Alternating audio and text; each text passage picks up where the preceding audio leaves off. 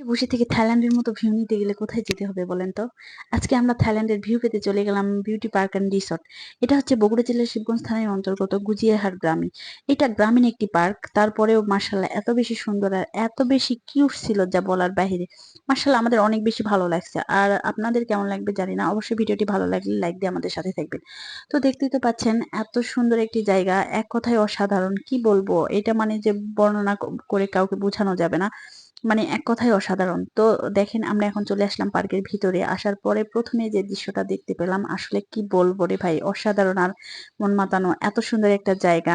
মানে কি প্রকৃতির রাজ্যে যারা ঘুরতে পছন্দ করেন, মানে প্রকৃতি প্রেমী যারা আছে তাদের জন্য কিন্তু একটা অসাধারণ পার্ক। আর পার্কটা মানে পরিবেশ এত বেশি সুন্দর আর মনোরম যা বলাই বাহুল্য।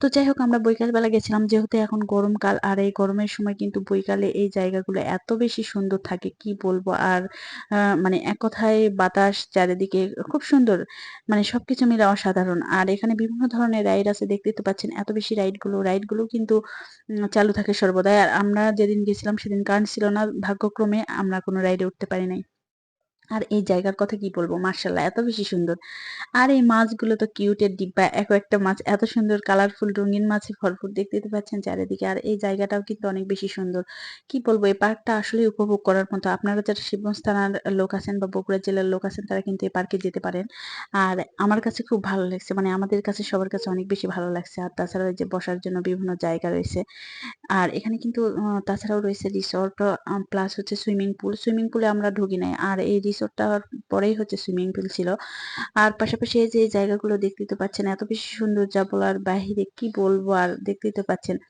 তো যাই হোক মানে কি এক কথায় অসাধারণ একটি পার্ক ছিল আর এখানে ঘুরে অনেক বেশি ভালো লাগছে তো যাই হোক এখানে হচ্ছে আমাদের ফুল ছিঁড়ার প্রতিযোগিতা দেখতেই তো পাচ্ছেন ফুল দেখলে তো মেয়েদের মাথায় একদমই ঠিক থাকে না আর এখানে আমরা সবাই চাচ্ছিলাম একটা ফুল উঠাবো কিন্তু উঠাতে পারতেছিলাম না অনেক কষ্ট করে ভাগ্যক্রমে একটা ফুল আমরা উঠাতে পারছি আর বাকি একটা ফুল আমরা উঠাই নাই তাই চলে আসলাম এদিকে অন্যদিকে আসার পরে দেখেন এই জায়গাটা কত বেশি সুন্দর আর এই জায়গাটা এত বেশি সুন্দর ছিল এমনি আর কি বলছি থাইল্যান্ডের ভিউ দেখেন তো থাইল্যান্ডের মতো এটা লাগতেছে নাকি তো যাই হোক আপনারাই বলেন কেমন লাগতেছে আশেপাশে সুন্দর করে ঘুরে ঘুরে দেখাচ্ছিলাম যেহেতু কি প্রথমেই তো বললাম এখানে আসলে গ্রামের এই পার্কটা একদম গ্রামের মধ্যে আসতে হয় যার কারণে এখানে তেমন একটা লোকের সমাগম নাই হয়তো বা এরকম হতে পারে কিংবা অন্য কিছু তাছাড়াও কিন্তু অনেক বেশি সুন্দর যেহেতু বৈকাল বেলা আমরা গেছিলাম যার কারণে জায়গাটা অনেক বেশি ফাঁকা ছিল আল্লাহ হাফিজ